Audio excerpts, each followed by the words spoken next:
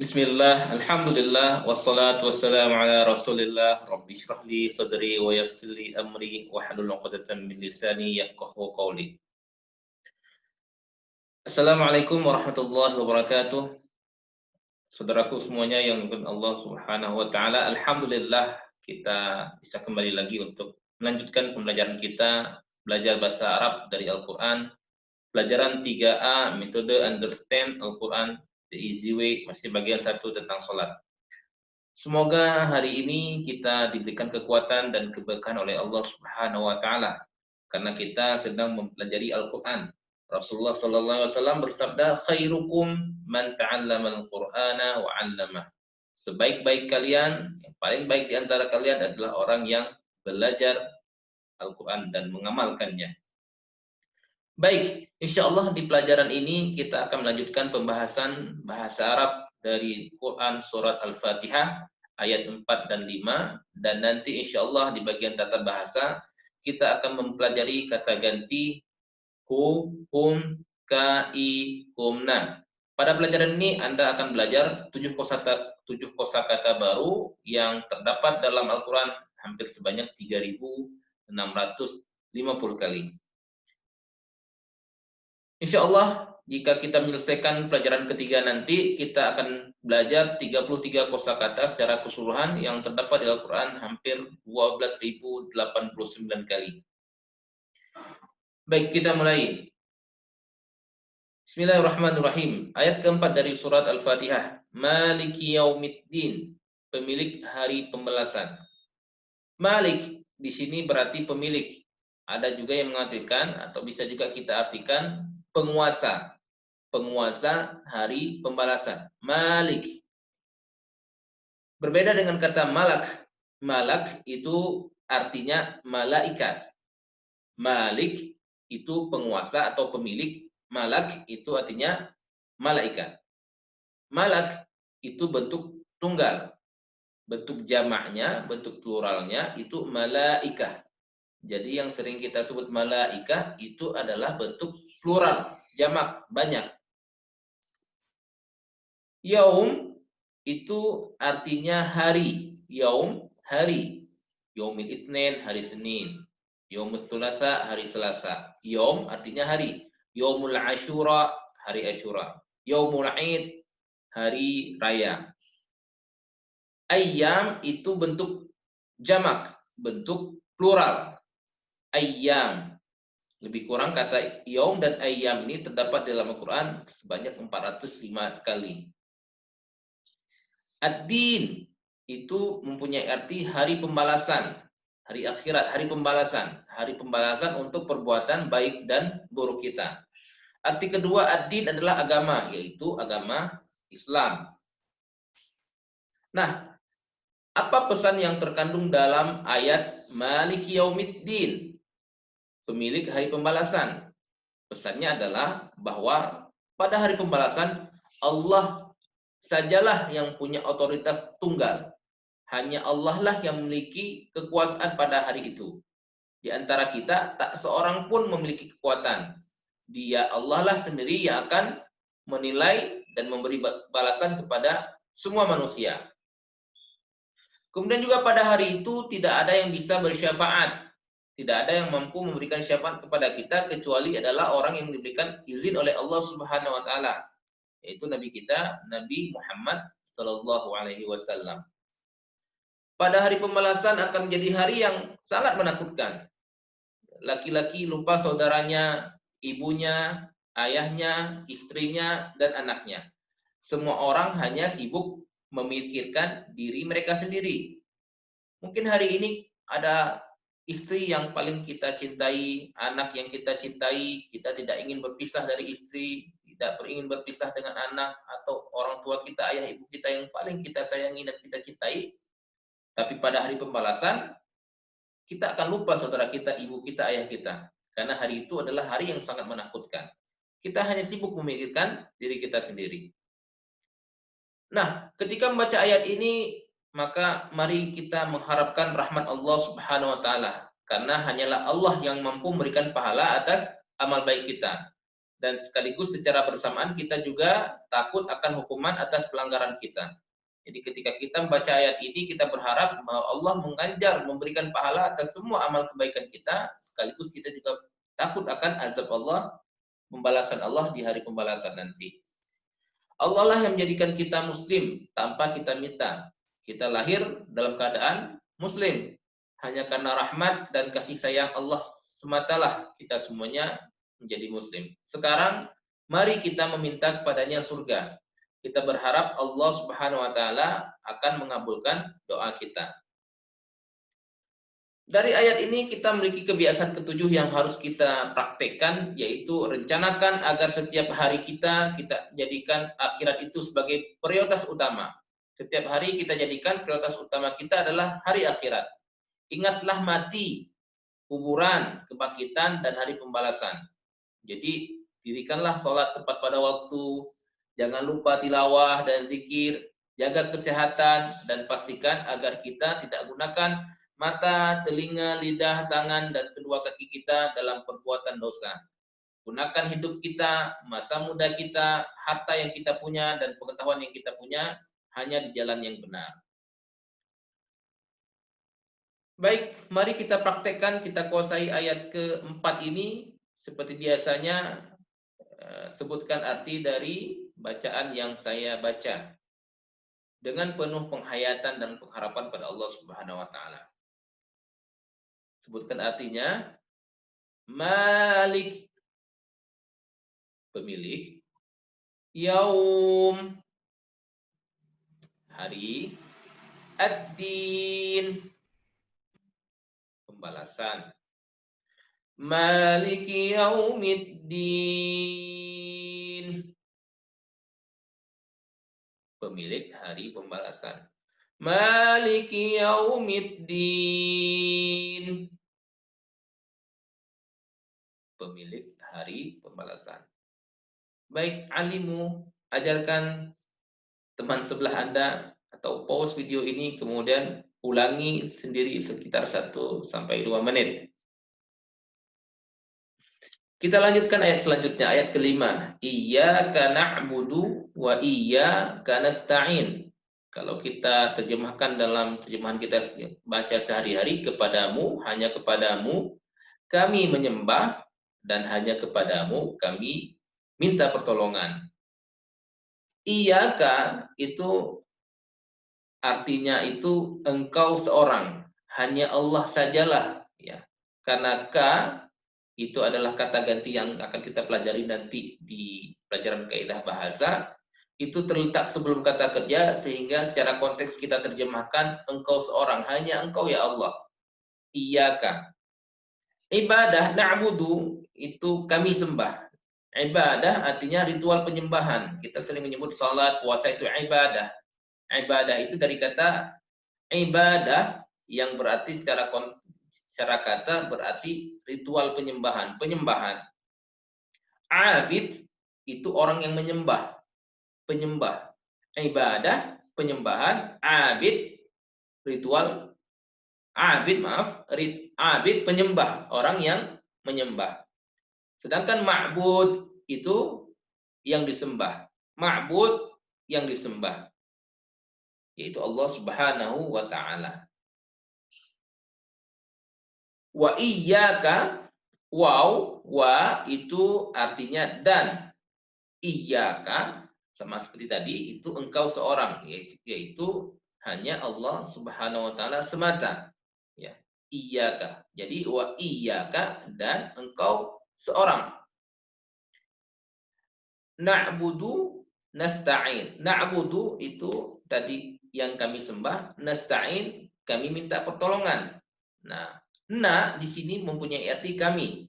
Kenapa na di sini artinya kami? Insyaallah akan kita pelajari nanti di bab fi'il atau kata kerja di bagian pelajaran tata bahasa. Baik, iyyaka na'budu wa iyyaka nasta'in. Engkau seorang ya Allah yang kami sembah, dan engkau seorang kami minta pertolongan. Apa pesan dari ayat kelima surat Al-Fatihah ini? Pesannya adalah Allah telah menciptakan kita. Kita semua diciptakan oleh Allah Subhanahu wa ta'ala. maka sepatutnya kita menyembah hanya kepadanya. Allah berfirman, ya, "Wa ma khalaqtul jinna wal insa illa liya'budun." Di Quran Ad-Dzariyat ayat 56. Tidak aku ciptakan jin dan manusia melainkan untuk menyembahku, kata Allah Subhanahu wa taala. Maka pesan yang kedua, ibadah pada hakikatnya tidak hanya menyembah semata, tapi juga melaksanakan perintahnya dan meninggalkan larangannya. Mendirikan sholat, berpuasa, membayar zakat, mengajak orang kepada Islam, mendakwahkan Islam, mendakwahi orang untuk masuk pada Islam, menuntut ilmu dan mencari rezeki yang halal, membantu sesama kita. Semuanya adalah bagian dari ibadah. Jadi yang kita laksanakan adalah seperti sholat itu ibadah ritual mahdhah yang kelihatan. Tapi yang lainnya juga seperti mengajak orang kepada Islam, menuntut ilmu, kita bekerja mencari rezeki yang halal, itu semuanya ibadah. Maka mari kita laksanakan ibadah kita 24 jam sehari semalam ini dengan sebaik-baiknya.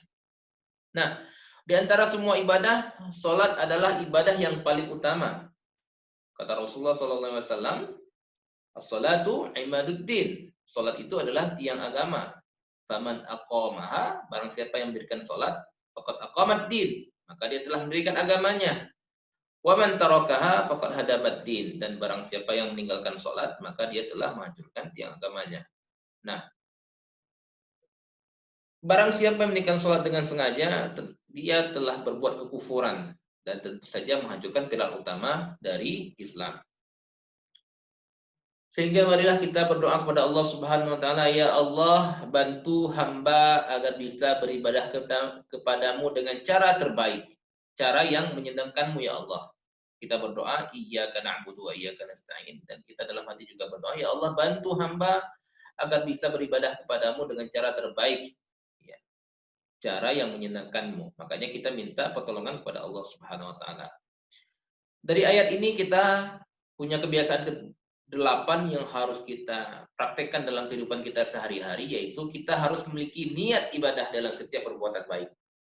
Apapun perbuatan baik yang kita lakukan, baik itu di rumah, di kantor, di pasar, maka kita harus punya niat itu sebagai ibadah.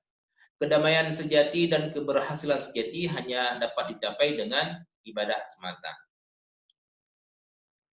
Wa iyyaka nasta'in itu mempunyai arti bahwa maksudnya mempunyai makna bahwa pesannya tanpa bantuan Allah Subhanahu wa taala kita tidak bisa memuaskan dahaga kita. Ya, kita haus tanpa bantuan Allah kita tidak bisa memuaskan dahaga kita. Lalu bagaimana kita menyembahnya tanpa bantuannya? Untuk minum saja kita butuh bantuan Allah. Ya, rezeki dari Allah yang Allah berikan kepada kita.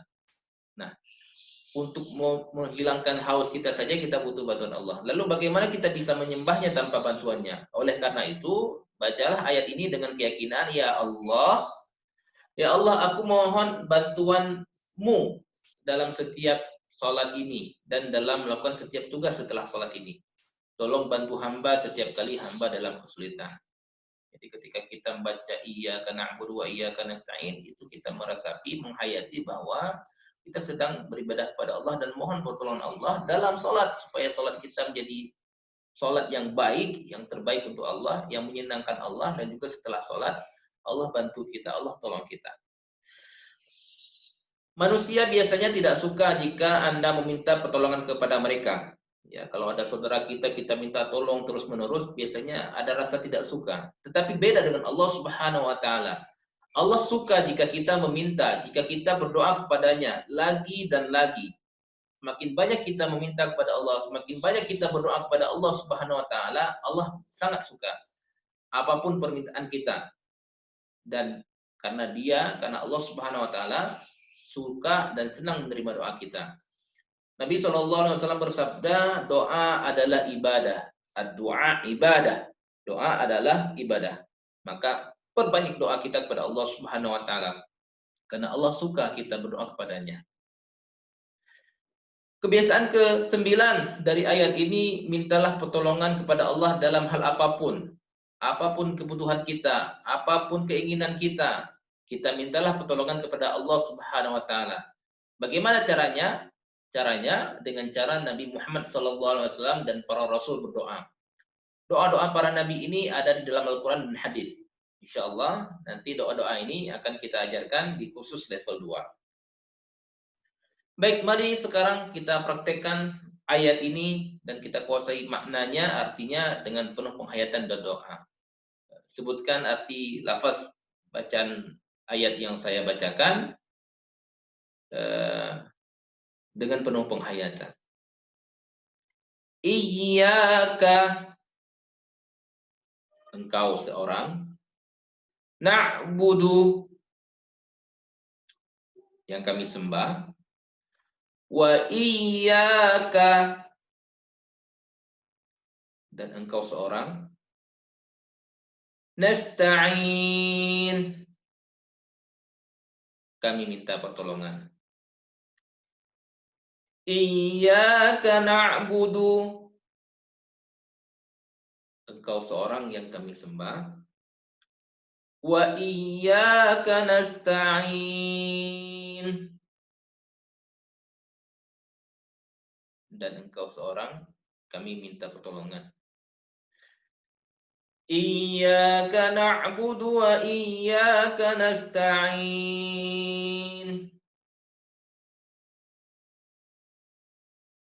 engkau seorang yang kami sembah dan engkau seorang kami minta pertolongan.